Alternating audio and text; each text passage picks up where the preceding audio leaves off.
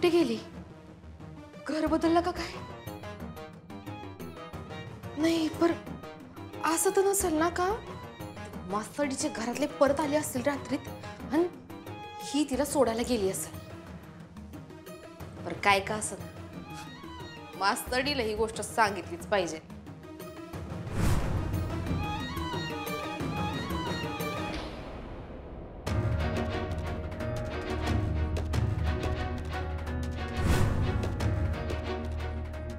शिवानी बाहेर ये लवकर.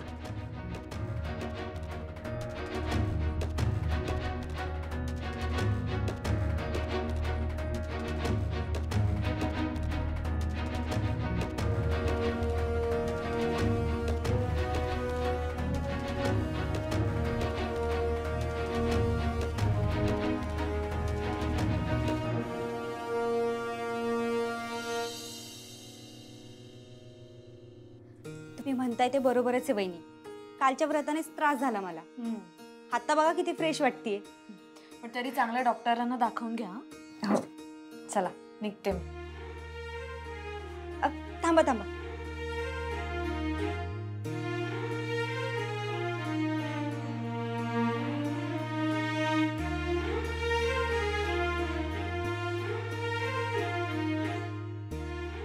चला निघू. आणि ताई तुम्ही घर खरंच खूप छान ठेवलं. खरंच. वहिनी थँक्यू. थँक्यू कशासाठी? काल तुम्ही व्रताचं जेवण जेवलात, माझ्यासाठी थांबलात इथे. मला खूप आधार वाटला तुमचा. थँक्यू काय त्यामध्ये? आपण एकमेकांसाठी हे सगळं करणार नाही तर मग कोण करणार? ते पण बरोबरच आहे म्हणा. चला येते. आणि पुढच्या वेळेला दोघंही या. नाहीतर असं करूयात का, आपणच जाऊयात बाहेर जेवायला. उद्या व्हॅलेंटाईन डे पण आहे ना. मी कळवते तुम्हाला. मला जमेल असं वाटत नाही. येते. काळजी घ्या.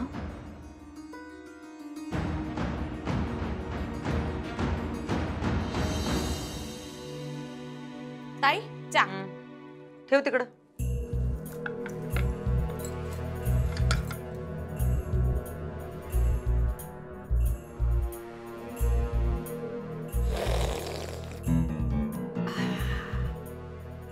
ताई पर काय बी म्हणा, एक माणूस जरी गेलं का नाही घरातनं का घर कसं असं रिकामं वाटतंय होय का नाही? दुर्गे हा उठ. काय ताई? ताबडतोब सुनबाईंकडे जा. लई पुळका आहे ना हो तुला. अगं नाही ताई, मला तसं नव्हतं म्हणायचं. मग अगं मला हे म्हणायचं होतं का तू बघ की सगळ्यात अवघड गोष्ट केलीस. सुनबाईला या घरातनं बाहेर हाकलून दिलंस. आता तशीच सोपी गोष्ट बी कर की तिला शाळेतनं बी बाहेर काढून टाक. हा तुला एकदा सांगितलेलं कळत नाही. सुनबाईंना घराबाहेर काढण्यामध्ये आमचा काय बी हात नाही. अगं तसं नाही म्हणत मी. मला एवढंच म्हणायचं होतं का सगळ्यात अवघड गोष्ट तर झाली का नाही. आता ही तर सोपी गोष्ट आहे ताई. तिला शाळेतनं बाहेर काढायचं. ते बी शाळेतनं बाहेर का काढायचं? कारण तुझ्या शब्दाचा वापर करून, तुझा शब्द फिरवून, स्वतःच्या सोयीनं वापरून ती परत शाळेत जायल्या. तुला काय वाटतंय? सल आमच्या मनात राहिली नाही काय? राहिली ना ताई. अगं मग तुझ्या एका फोनचं काम आहे ताई. तू एक फोन फिरवला का तिची शाळेतनं हकालपट्टी. तू म्हणतेस ते बरोबर आहे. आम्ही फोन करणार, पण त्यासनी शाळेतनं बाहेर काढण्यासाठी नाही. मग तू काय करणार आहेस? आम्हाला सांग, एखादा माणूस खालच्या पायरीवरून आपटला त्याला किती लागल? आणि एखादा माणूस जर वरच्या पायरीवरून पडला तर त्याला किती लागल? काय दुर्गे, एखाद्या माणसाला पाडायचं असेल नव्ह तर त्याला आधी उंचीवर नेऊन ठेवायचं आणि मग तिथून पाडायचं. ते बघण्यात वेगळीच मजा आहे, वेगळाच आनंद आहे. अगं ताई मग आता तू काय करणार आहेस? तू सांगितलंस तेच. एक फोन करणार.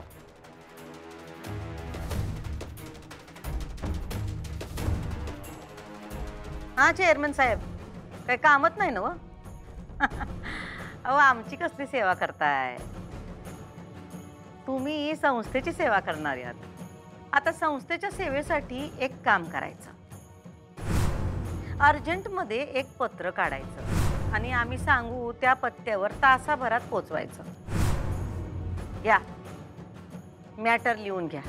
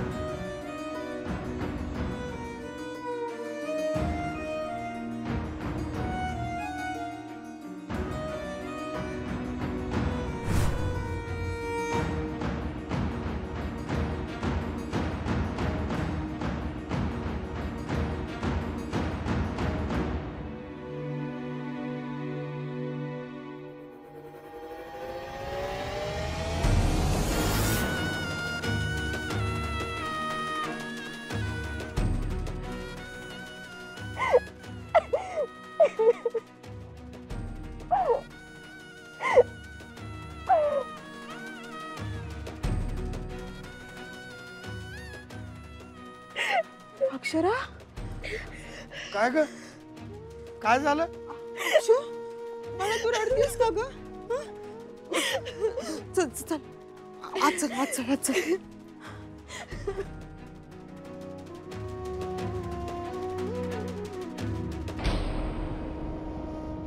अक्षरा, मला वाटतं ह्यात चूक तुझी आहे.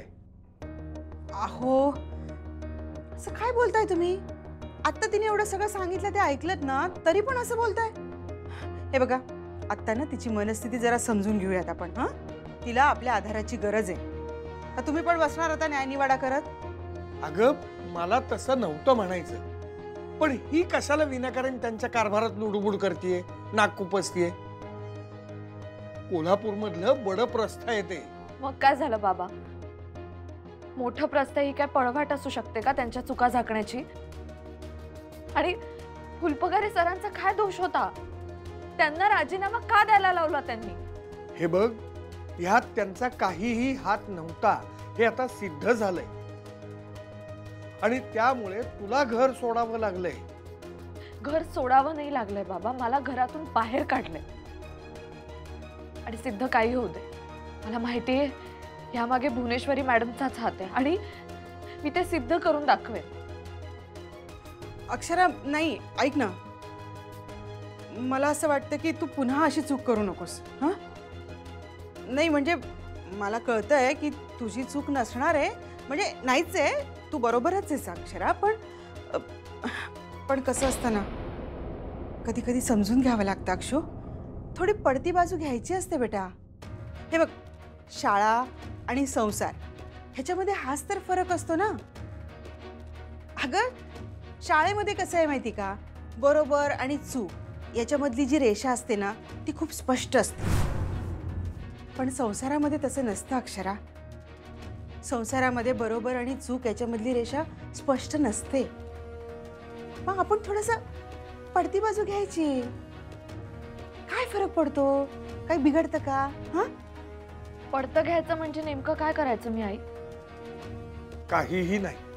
हे बघ, तू जा परत आणि हात जोडून माफी माग त्यांची. तुला अजिबात काही कमीपणा येणार नाही त्यांनी. अहो बाबा, प्रश्न कमीपणाचा नाहीच आहे, प्रश्न माझ्या स्वाभिमानाचा सुद्धा नाहीये. मी असं काहीच करत नव्हते, मला काही प्रूव्ह नव्हतं करायचं.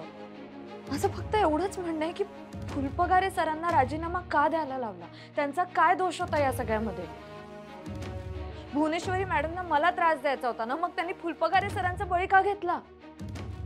त्या गोष्टीचा मला सगळ्यात जास्त त्रास होतो. मी नाही हात जोडून माफी मागणार.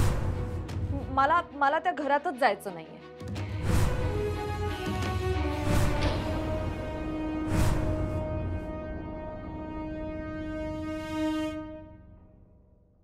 जाणार नाहीस म्हणजे? नक्की काय विचार चाललाय तुझ्या डोक्यात? आई, माझ्या डोक्यात काहीही विचार चाललेला नाहीये. हे बघ, मला त्या घरातून हाकलून दिलंय. जोपर्यंत मला मानानं त्या घरात परत घेत नाही तोपर्यंत मी तिथे जाणार नाही. ठीक आहे, हे बघ, तुला त्यांच्याकडे जाऊन माफी मागण्यात जर अपमान वाटत असेल तर नको जाऊस तू. आम्ही जातो आणि त्यांची माफी मागतो. नाही बाबा, नाही, मला नाही चालणार ते. मी जरी तुमची मुलगी असले तरी मगाशी तुम्ही म्हटलात तसं हा माझा संसार आहे. यामध्ये जे काही घडतंय त्यात तुम्ही नका पडू प्लीज. म्हणजे असं कसं? आई, नाही, नाही चालणार मला. प्लीज, कुणी माझी वकिली करण्याची गरज नाहीये. जर मी गुन्हेगारच नाहीये तर मी माफीचा अर्ज का करायचा सांगा ना. अगं, हे बघ अक्षू, तू फक्त तुझ्या बाजूने विचार करतेस. अगं, तू त्यांच्या बाजूने विचार कर ना. हे बघ, तुला कितीही खात्री असली की ह्यात त्यांचा हात आहे, पण सत्य तर तुलाही माहित नाहीये ना.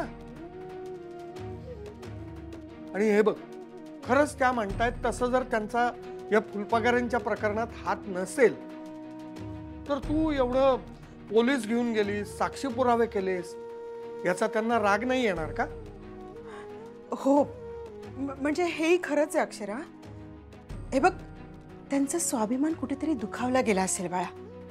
म्हणजे हे तुम्ही काही चॅलेंज वगैरे केलं ना, ते तूही स्वीकारलंस की नाही? हा, त्यात त्यांचा विजय झाला आणि त्या चॅलेंजनुसार त्यांनी तुला घराबाहेर काढलं. म्हणजे अक्षरा, कायमचं घराबाहेर काढलं असा अर्थ होत नाही बेटा. आणि ती त्यांनी तात्पुरती शिक्षा दिली तुला, म्हणजे काही जन्मठेपेची शिक्षा नाहीये ग. पण दिलीये ना शिक्षा, मला ती भोगू देत. अगं, फार मोठं मन आहे त्यांचं. तुला काय वाटतंय, या सगळ्या गोष्टीचा त्यांना त्रास होत नसेल का? हं? अगं, सून आहेस त्यांची तू, त्यांनाही वाईट वाटत असणारच ना. ऐक माझं, जा तू आणि त्यांना सॉरी म्हण. अगं, मोठ्या मनाने माफ करतील त्या तुला. अक्षरा अधिपती सूर्यवंशी, हा, या ना. पत्र आहे तुमच्यासाठी एक. कुठून आलात आपण? संस्थेकडून आलोय. संस्थेकडून? इथे सही करा.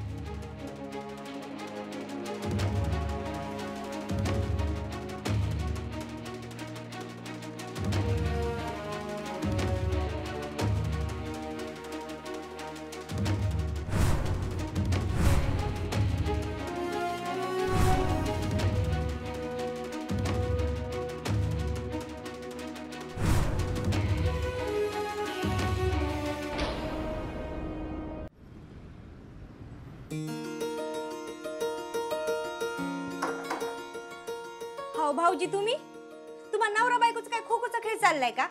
वहिनी गेले आणि तुम्ही आलात. या आत या. जरा तुम्हाला अभिनयाचं पहिलं बक्षीस द्यायला आलेलो आहे. काहीतरीच काय हो भाऊजी, नकोय मला. घ्या, काय चावती होई, घ्या घ्या, ठेवा. हो, याची काय गरज होती भाऊजी? गरज होती, आम्हाला गरज होती. लय मोठं काम केलं वहिनी तुम्ही आमचं. घ्या, पाणी घ्या. पण भाऊजी, एवढा रिअलिस्टिक परफॉर्मन्स मी कधीच केला नव्हता. अहो, स्टेजवर कधी एवढी धडधड झाली नाही तेवढी काल झाली. प्रत्येक वेळी पुढं काय होतं ह्याचीच भीती. आतापर्यंत जे करत होते ना ते स्क्रिप्ट पाठ करून करायचे, पण काल एवढे इम्प्रोव्हायझेशन करावे लागत होते, काय सांगू. पण भाऊजी, एवढं काय झालंय हो? आता जाऊ दे, जे झालं ते झालं. भाऊजी, तुम्ही मला बोलला होतात ना की कसलाही प्रश्न विचारायचा नाही, म्हणून मी वहिनींना काही विचारलं नाही. आता जर मी खरंच तुमच्यासाठी काही केलं असेल ना तर ते का केलं ते मला कळायला नको का? कळायला तर पाहिजे, पण डाऊट आला नाही ना मास्तरीन बाईसनी काय? अजिबात नाही. ते नव त्यासनी जेवायला कसं काय घातलं, काय आयडिया केली? अहो, घरात जेवण शिल्लक होतं. त्यांना म्हणलं माझं व्रत आहे आणि जे जेवण राहिलंय ते प्रसादाचं जेवण आहे. म्हणलं ते वाया जायला नको, नियम आहे असा, आणि सांगितलं आणि बसवलं जेवायला. एक नंबर ना, आता काम केलं तुम्ही. थँक्यू. बरं भाऊजी, ओमकारला बेळगावला पाठवायची आयडिया कोणाची होती? ओमकारची तर नक्कीच नसणार. नाही माझीच होती तर. एक नंबर होती आपण. त्यामुळेच वहिनी नाही तर राहावं लागलं. नाही नाही त्याच्यामुळे नाही राहिल्या त्या. मेन म्हणजे तुम्ही आजारी असल्याचं नाटक जे केलं ना त्याच्यामुळे त्या राहिल्या. खरं तर आपण जे काही केलं ते मला चुकीचं वाटायलंय, म्हणजे त्यासनी फसवल्यागत वाटायलंय हो. पण आता काय चांगल्याच ह्याच्यासाठी फसवली की आपण. हो, फसवलं तर चांगल्यासाठीच. पण भाऊजी, ही फसवण्याची वेळ आलीच का हो? एवढं काय घडलंय आणि वहिनींनी बाहेर पडावं एवढं काय झालंय हो? स्टोरी मोठी आहे ती, राहून दे सोडा. माझ्याकडे वेळ आहे. सांगा काय झालं ते. बरं सांगतो. आत्ता कसं? मी चहा टाकते, चहा घेत घेत बोलू. हा,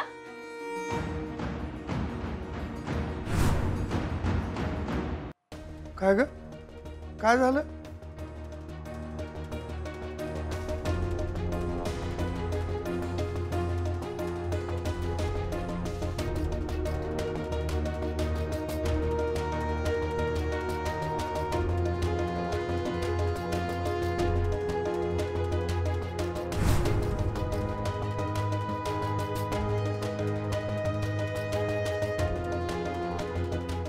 अगं बघितलंस का, आनंदाची बातमी आहे. भुवनेश्वरी मॅडमनी अक्षराला शाळेची मुख्याध्यापिका केली प्रभारी. अगं बाई, हो का? म्हणजे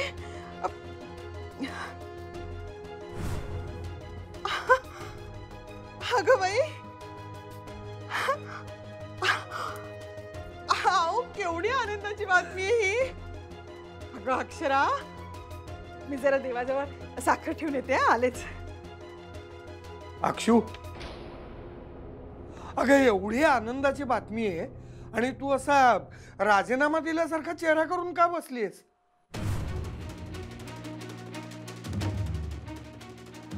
भुवनेश्वरीला समजून घेणं तुला वाटतं तितकं सोपं नाही आहे, कारण ती आतून अवघड बाई आहे. अगं अक्षरा, बघ बाबा जे म्हणाले होते मगाशी ते खरं झालं की नाही? बघ, तुझ्यापेक्षा अनुभवी सिनियर शिक्षक असताना त्यांना सोडून त्यांनी तुला मुख्याध्यापक बनवलं की नाही? हा? मग कारण त्यांनी फक्त सिनियरिटी नाही बघितली, ॲबिलिटी बघितली. क्षमतेला महत्व दिलंय त्यांनी, तुझ्या क्षमतेचा आदर केलाय त्यांनी आणि मग तुला प्रभारी मुख्याध्यापिका बनवलंय शाळेची. हे बघ अक्षू, अजूनही वेळ गेलेली नाहीये. त्यांनी एक पाऊल पुढे टाकलंय, तूही एक पाऊल पुढे टाक आणि जाऊन त्यांची माफी माग. नाही बाबा, इतकं सोपं नाहीये ते. तुम्हाला नाही कळणार. अगं त्यात कळायचंय काय? अगं प्रभारी मुख्याध्यापिका केलंय तुला. नाही बाबा, इतक्या दिवसात मला एक गोष्ट कळून चुकली. भुवनेश्वरी मॅडमच्या बोलण्याचा, वागण्याचा कधी सरळ अर्थ घ्यायचा नसतो.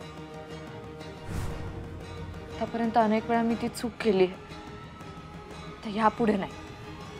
त्यांच्या ह्या निर्णयामागे काय अर्थ दडला आहे मला शोधून काढलंच पाहिजे.